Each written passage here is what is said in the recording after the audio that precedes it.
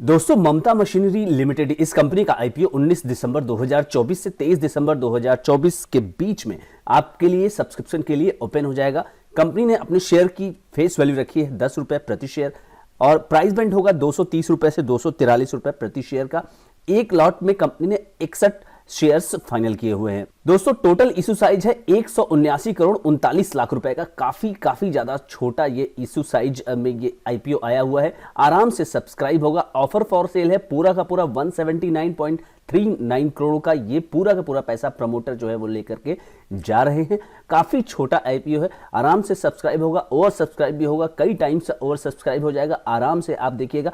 और जो इंप्लॉई को डिस्काउंट मिलेगा 12 रुपए प्रति शेयर के हिसाब से मिलेगा। अब इस छोटे से आईपीओ में क्यूआईबी कैटेगरी ममता मशीनरी ने रखा हुआ है 50%, रिटेल कैटेगरी के निवेशकों के लिए 35% और एनआईआई एचएनआई कैटेगरी के निवेशकों के लिए 15% यहां पे इशू रिजर्व रखा गया है। ममता मशीनरी 180 करोड़ चाहिए इसको। अब दोस्तों आइए देख लेते हैं कुछ टाइमलाइन। 19 तारीख को ये आईपीओ खुलेगा और 23 दिसंबर को बंद होगा। Basis of allotment company final करेगी 24 दिसंबर को और दिसंबर 26 को कंपनी रिफंड करेगी अगर आपको ये आईपीओ नहीं मिलता है, और 26 दिसंबर को ही आपके डीमैट अकाउंट में क्रेडिट हो जाएगा अगर आपको ये आईपीओ के अंदर अलॉटमेंट होता है, इस आईपीओ के अंदर अलॉटमेंट होता है तो। और 27 दिसंबर को ममता मशीनरी एक नई कंपनी जो है आपको शेयर बाजार का हिस्सा बनते हुए आएगी नजर, मेन बोर्ड के अंदर ममता मशीनरी। अब दोस्तों आइए देख लेते हैं किस तरह से आपको अप्लाई करना है। अगर आप 2 लाख से नीचे के अंदर अप्लाई करते हैं तो आप होंगे रिटेल निवेशक और एक लॉट उसमें 61 शेयरों का बनेगा। 14,823 रुपए आपको लगाना होगा और एक एक करके आप बढ़ेंगे। 2 लाख के अंदर आप रहेंगे 13 लॉट के लिए। 793 शेयरों के लिए 1,92,699 रुपए।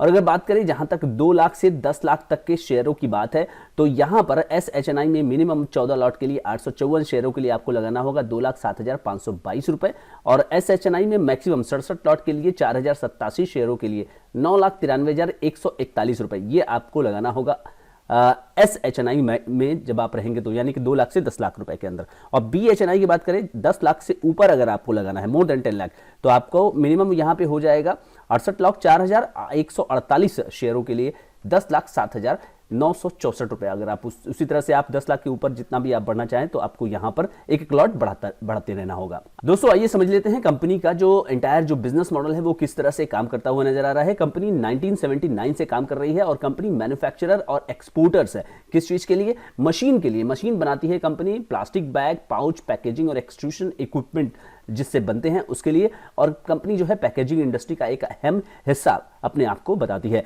कंपनी कैटर कर रही है एफएमसीजी, फूड बेवरेजेस इंडस्ट्रीज को। और कंपनी के जो कस्टमर है उसमें है बालाजी वेफर्स, दास पॉलीमर्स, जेफ्लेक्सी packaging private limited, Euphoria packaging हो गया, सनराइज पैकेजिंग, ओम फ्लैक्स, चिलाइट foods, V3 polyplast, Dhalumal packaging industries और लक्ष्मी स्नैक्स हो गया। और इसके अलावा गैंजेस जूट, वेस्टर्न इंडिया, ये सारी कुछ कंपनियां हैं जो कि कंपनी के क्लाइंट्स हैं। दोस्तों 31 मई 2024 तक कंपनी ने एक्सपोर्ट किया है मशीन 75 से ज्यादा देशों के अंदर। और कंपनी इंटरनेशनल ऑफिस बना करके रखी हुई है कंपनी ने, और ये इंटरनेशनल ऑफिस है ब्रैम्पटन फ्लोरिडा और मॉन्टेगोमरी इलिनॉइस। और इसके अलावा सेल्स एजेंट कंपनी के कई देशों में काम कर रहे हैं जो कि यूरोप, साउथ अफ्रीका और एशिया के अंदर है। और कंपनी के 2 मैन्युफैक्चरिंग फैसिलिटीज है, एक उसमें भारत में है और एक जो है वो यूएसए के अंदर है। और 31 मई 2024 के अनुसार कंपनी ने 87 स्किल्ड इंजीनियर्स और एक्सपर्ट एप्लीकेशन एक्सपर्ट को रखा हुआ है जो कि इलेक्ट्रॉनिक, मैकेनिक्स, सॉफ्टवेयर और डिजाइन में काम कर रहे हैं। अब आइए देखते हैं कि कंपनी ने अपने कॉम्पिटिटिव स्ट्रेंथ के बारे में क्या कहा है। कंपनी एक मेजर एक्सपोर्टर है, exporter of machinery equipment for bag and pouch making, packing, coextrusion, blown film machinery और अटैचमेंट और advanced manufacturing tools, material knowledge, customise system. और इसके अलावा कंपनी ये कह रही है कि वो कस्टमर सेंट्रिक ऑपरेशन करती है जिसमें कि वो extensive global sales and distribution network है कंपनी का और एक्सपीरियंस्ड मैनेजमेंट टीम है। दोस्तों ये रही कंपनी की वेबसाइट। आप देख सकते हैं कि पैकेजिंग मटेरियल बनाने के लिए जो भी यहाँ पे सॉल्यूशंस प्रोवाइड करने का कंपनी काम करती है, ये सारी मशीन्स जो है कंपनी सप्लाई करके अपने जो क्लाइंट्स हैं उनके लिए देती है। जैसा कि आप देख सकते हैं कि क्लाइंट्स के जो नाम वगैरह है वो यहाँ पे छपते हुए नजर आ रहे हैं। तो ये सारी मशीन कंपनी अपने क्लाइंट्स के लिए बना के, देखिए बालाजी का नाम यहाँ पे आ रहा है। तो ये देखिए ब्लॉन film plants, converting machines, packaging machine, ये करके कंपनी यहाँ पर आपको सेल करते हुए नजर आ रही है। installed base nearly 4,500 machine in more than 75 countries. Mamata is one of the leading manufacturer and exporter of plastic bag pouch making machine globally. तो ये कंपनी अपने बारे में बता रही है और ये कंपनी का जो बाजार है उसमें आप देखिए ये नज़र आ रहा है कि कंपनी किस तरह से बाजारों को कवर करते हुए नजर आ रही है एंटायर ग्लोब के अंदर। तो winner of best plastic and polymer brand award, ये सारी चीजें यहाँ पर कंपनी ने यहाँ दिखाने की कोशिश की हुई है दोस्तों। अब दोस्तों आइए देख लेते हैं कंपनी के फाइनेंशियल्स को। 31 मार्च 2022 को कंपनी के एसेट्स हैं 216, काफी ज्यादा छोटी कंपनी है, और 31 मार्च 2023 228 करोड़ और 31 मार्च 2024 237 करोड़। तो धीरे धीरे कंपनी जो है यहाँ पे बढ़ते हुए नजर आ रही है। 20 करोड़ रुपए total borrowing, 18 crore then 11 crore, और अभी फिलहाल जो है 31 जून 2024 कंपनी लगातार बोरिंग्स को घटाते हुए नजर आ रही है। रेवेन्यू की बात करें 196 करोड़, 210 करोड़ और 241 करोड़। ये जो रेवेन्यू है आपको 10% इसके CAGR से 3 साल में बढ़ता हुआ नजर आया। और पैट की बात करेंगे, profit after tax 21 crore, 22 crore 50 lakh और 36 करोड़, यानी कि ये आपको करीब 30% CAGR से बढ़ता हुआ नजर आया है। यहाँ पे अगर आप देख सकते हैं तो कंपनी ने काफी अच्छा परफॉर्मेंस जो है प्रॉफिट आफ्टर टैक्स में किया है। स्वाभाविक सी बात है कि कंपनी प्रॉफिट आफ्टर टैक्स यहाँ पे अच्छा करने में इसलिए सफल रही कि कंपनी ने अपना लोन भी यहाँ पे अच्छा खासा स्पीड से घटाया है। नेटवर्थ कंपनी के पास फिलहाल 132 करोड़ 82 लाख रुपए का यहां शो हो रहा है। दोस्तों अगर कुछ और पैरामीटर की बात की जाए तो ROE की बात करें 27.76%, ROCE 31.29% और डेट इक्विटी रेशियो केवल 0.09, ये भी अच्छा है। रिटर्न ऑन नेटवर्थ यहां पर हो गया 27.39 और पैट मार्जिन है 15%, तो ये भी एक अच्छा परफॉर्मेंस कंपनी देते हुए हर पैरामीटर पे नजर आ रही है। फिलहाल दोस्तों अगर बात करें कंपनी के वैल्यूएशन की तो कंपनी ने यहाँ पे प्राइस टू बुक की बात करें यहाँ पे 16 और करीब 5 का प्राइस टू बुक यहाँ पे रखा हुआ है। और कंपनी के कंपटीटर्स में यहाँ पे अगर देखें तो यहाँ पे कंपनी ने EPS जो जनरेट करके दिखाया हुआ है 14 का, और कंपनी के कंपटीटर से राजू इंजीनियर्स 3.41 का EPS है और 57 यहाँ पे बाजार इसको PE देता हुआ नजर आ रहा है 9.7 के प्राइस टू बुक के आधार पे। और बाकी विंडसर की बात करें तो वो नेगेटिव चल रही है, नुकसान में चल रही है, तो इससे कंपेरेबिलिटी नहीं बन रही है। दोस्तों को बात करें ग्रे मार्केट प्रीमियम की तो 16 तारीख से आप इसके ट्रेंड को आप देख सकते हैं, तो 45% का ही ट्रेंड यहाँ पे बरकरार होता हुआ नजर आ रहा है। 243 रुपए का हाई प्राइसमेंट है, आज 18 तारीख है और 111 रुपए का GMP चल रहा है। दोस्तों अब मैं आपको लेकर के आ गया हूं कुछ रिस्क फैक्टर की डिस्कशन करने के लिए जो कि कंपनी ने अपने RHP में डिस्कस किए हुए हैं, और वो रिस्क फैक्टर्स क्या है वो आप देख लीजिए। Supply of material and estimated cost, देखिए जो भी चीजें ये बनाते हैं यानी कि मशीन्स बनाते हैं तो उसके लिए ये डिपेंड करते हैं सप्लाई ऑफ मटेरियल्स के ऊपर, और इसकी सप्लाई अगर आपको सही दिशा में होते हुए नजर आ रही है और सही कॉस्ट के हिसाब से नजर आ रही है जिसको कि ये एस्टिमेट करने में सफल रहे तब तो ठीक है, इनकी मार्जिन जो है वो बरकरार रहेगी, अदरवाइज यहाँ पे समस्या का सामना करना पड़ सकता है कंपनी को।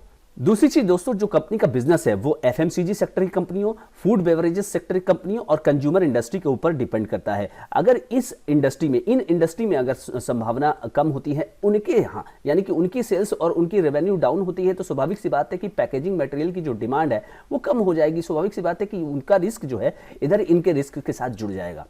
दोस्तों कंपनी का जो ज्यादातर रेवेन्यू आता है ना वो 67% है ऑन एन एवरेज, ये लास्ट 3 साल के फिजिकल का एवरेज है दोस्तों, तो वो आता है एक्सपोर्ट से, यानी कि भारत के बाजार में कंपनी की निर्भरता कम है और विदेशी निर्भरता ज्यादा है। अगर विदेशी यानी कि फॉरेन मार्केट में अगर कोई समस्या होती है जो कि अभी तो फिलहाल चल ही रहा है तो उस आधार पे कंपनी का बिजनेस जो है वो रिस्क पे रहता है। इस आधार पे आप ये भी कह सकते हैं कि कंपनी का बिजनेस आने वाले समय में सही हो जाएगा अगर फॉरेन मार्केट में जो प्रॉब्लम्स अभी चल रही हैं, अलग अलग तरह के वार वगैरह चल रहे हैं, अलग अलग तरीके की उठापटक चल रही है, अगर वो सही होते हैं तो आने वाले समय में कंपनी का बिजनेस अच्छा भी हो सकता है। इसके अलावा दोस्तों कंपनी के जो टॉप 10 कस्टमर है, जो 10 बड़े कस्टमर है, उससे कंपनी का 31% रेवेन्यू जो है वो आता है। तो यहाँ पे ये एक रिस्क की बात हो जाती है कि 31% जो कस्टमर का जो रेवेन्यू है वो टॉप 10 कस्टमर से ही आ रहा है, और इनके साथ अगर कोई खराब होता है, इनके साथ अगर जो ऑर्डर है वो रिलेशनशिप अगर खराब होते हैं भविष्य में तो कंपनी के रेवेन्यू पे इसका नकारात्मक प्रभाव पड़ेगा। उसके अलावा सबसे बड़ा जो नेगेटिव है दोस्तों, कंपनी को चाहिए 180 करोड़ के आसपास और पूरा का पूरा यहाँ पे ऑफर फॉर सेल है। कंपनी के पास कोई भी पैसा यहाँ पे नहीं जाने वाला है। कंपनी जिस तरह से चल रही थी और कंपनी उसी तरह से चलती रहेगी। ये पूरा का पूरा पैसा जो है वो जाएगा प्रमोटर्स की जेब में। तो यहाँ पर आपको ये बात समझ के चलनी होगी कि कंपनी के निवेश के अंदर ये पैसा नहीं लगेगा। और इसके अलावा दोस्तों पार्शियल एंड कंप्लीट बैन, अगर किसी तरह से बैन वगैरह लगाया जाता है एनवायरमेंटल प्रॉब्लम की वजह से, तो पैकेजिंग मटेरियल के ऊपर अगर इस तरह की चीजें अगर कोई देशों में अगर आती है तो इसका जो बिजनेस है वो पूरी तरह से रिस्क में आ जाएगा। तो दोस्तों आपने यहाँ पर देखा कि ये जो कंपनी है वो पैकेजिंग सेक्टर के अंदर काम करते हुए नजर आ रही है, यानी कि ममता मशीनरी। और कंपनी का ज़्यादातर जो बिजनेस है वो एक्सपोर्ट ओरिएंटेड है, यानी कंपनी अपनी मशीन्स वगैरह को एक्सपोर्ट कर रही है। हालांकि ऐसा ये भी कहना उचित नहीं होगा कि कंपनी पूरी तरह से एक्सपोर्ट कर रही है। करीब करीब 33% के आसपास का बिजनेस उसका भारत के अंदर है और 67% ऑन एन एवरेज की मैं बात कर रहा हूं वो एक्सपोर्ट से आता है। तो कुल मिलाकर के विदेशी बाजारों पर निर्भरता कंपनी की ज्यादा है। तो जिस जिस तरह से इसके क्लाइंट्स बढ़ेंगे, जैसे कि एफएमसीजी की बात करें या फिर कंज्यूमर बेवरेजेस की बात करें, वो क्लाइंट्स अगर उनके बिजनेस बढ़ते रहेंगे तो इस कंपनी का बिजनेस भी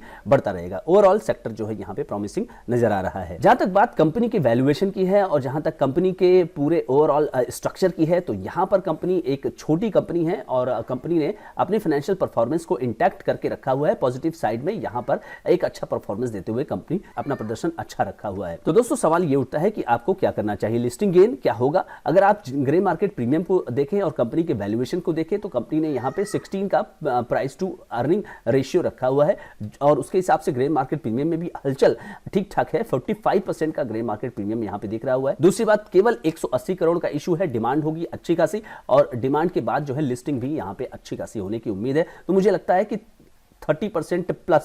30% प्लस यहां पे लिस्टिंग गेन होने की संभावना बढ़ चुकी है। इसके अतिरिक्त दोस्तों अगर बात करें लॉन्ग टर्म की, तो लॉन्ग टर्म के लिए अगर आपको एक छोटी कंपनी चाहिए और पैकेजिंग इंडस्ट्री में आपको अपना एक पोर्टफोलियो में वजन बढ़ाना है तो आप इस कंपनी के बारे में सोच सकते हैं बिल्कुल। और किसी भी तरह का निर्णय लेने के लिए अपने फाइनेंशियल एडवाइजर से ही आपको संपर्क करना है, चाहे लिस्टिंग की बात हो चाहे लॉन्ग टर्म की बात हो। तो financial adviser is going to be your decide. दोस्तों इस वीडियो में इतना ही। अगर आप चैनल पर नए हैं तो सब्सक्राइब करिए, वीडियो को लाइक करिए, शेयर करिए। Thank you so much friends.